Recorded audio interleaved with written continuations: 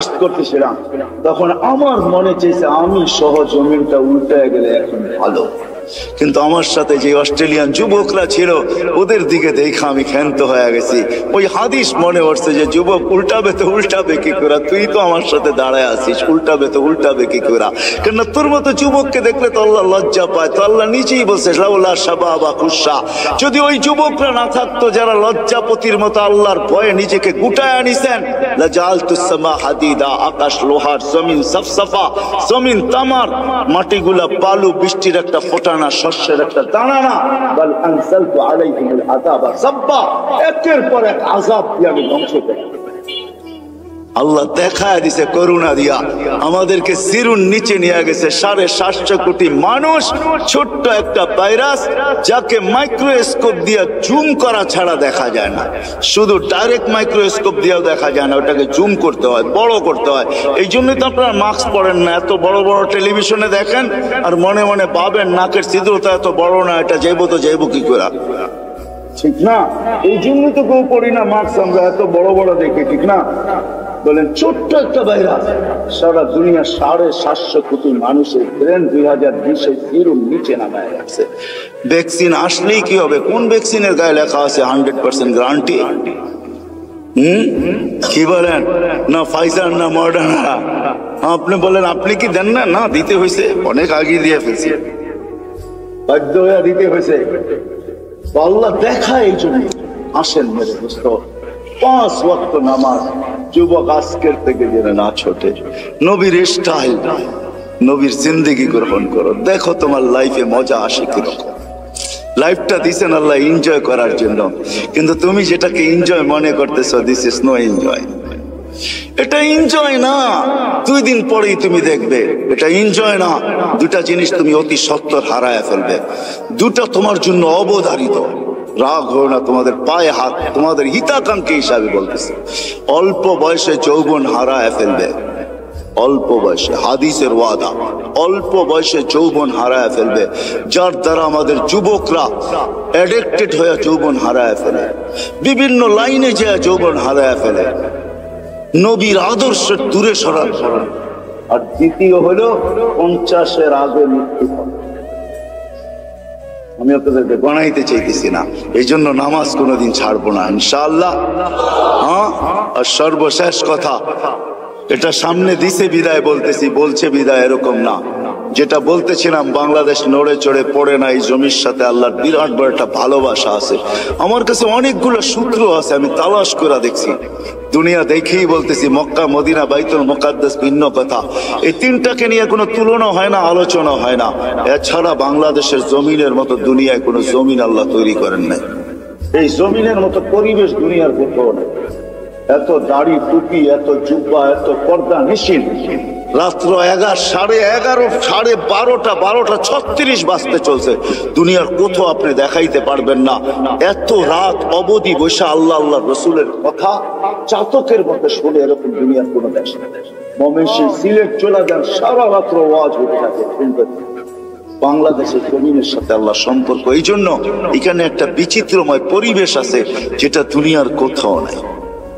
আমি ঘুরা বলতেছি, যতদিন এই পরিবেশটা টিকা থাকবে আমার বিশ্বাস এই দেশ নড়বে চড়বে, কিচ্ছু হবে না। কেননা এই দেশের কোনো গলি নাই যে গলিতে মসজিদ না আছে, কোনো গলি নাই যেখানে মাদ্রাসার সাইনবোর্ড না আছে, কোনো গলি নাই যেখানে 2-1 আলেম বাস না করে। বাংলাদেশের ভিতরে এই পরিবেশটা যদি আমরা টিকায় রাখতে পারি, এটার জন্যই প্রয়োজন। এটা যেটা আমার আগে যিনি উনিও বললেন, এটা বেশি না, 1 স্কয়ার ফিট জায়গা আপনার মা বাবার নামে দিয়া দেন। আমি একটা প্রশ্ন করলে কেউ হাত তুলতে পারবেন না। আমার বিশ্বাস এখানে মনে হয় একজনও নাই যে প্রতিদিন মা বাবা থাকুক আর না থাকুক, যাদের নাই তাদেরকেই প্রশ্ন করি যে প্রতিদিন বাহির হওয়ার সময় মা বাবার নামে 2 টাকা সদকা করে বাহিরে, একজনও হাত উঠাতে পারবে। হয়তো কিছু লোক হাত এটা উঠাবেন, এটাও যদি প্রশ্ন করি, ইমাম সাহেব যদি দোয়া না করে রব্বির হামহুমা কামা রব্বায়ানি সগীরা, তো কেউ এখানের বহুত বেশিরভাগ লোক হবে যে আমি নিজের থেকে, নিজের স্মরণে প্রত্যেক নামাজের পরে আমি মা বাবার জন্য হাত তুলে দোয়া করি। এরকম লোকের সংখ্যা এখানে কয়জন হবে? এই তো একজন, অল্প কয়েকজন হাত উঠান, দেখেন যে আমি নিজের থেকে, না না সবাই উঠান না, যারা করেন নিজের থেকে, যে প্রত্যেক নামাজের পরে আমি নিজের থেকে, ইমাম সাহেব চাকান না, ইমাম সাহেব চাইলে তো আমরা সবাই চাইতে থাকি, ঠিক না? নিজের থেকে, অথচ মা বাবা কবরে চলে গেছে। হ্যাঁ হায়, আপনার আমার সন্তান এরকমই যে 2 টাকা, অথচ মা বাবা কষ্ট করে আমাদেরকে কোথায় পৌঁছায় দিয়ে গেছেন। মা বাবার নামই আপনি 1 স্কয়ার ফিট জায়গা নিয়ে আনেন, 1 গ্লাস পানি দিয়েও এই উম্মত জান্নাতে যাবে, 1 গ্লাস পানি দিয়ে, শুধু একটা নেকি দিয়েও এই উম্মত জান্নাতে। এই জন্য সবার কাছে দরখাস্ত, নিবেন তো ইনশাআল্লাহ?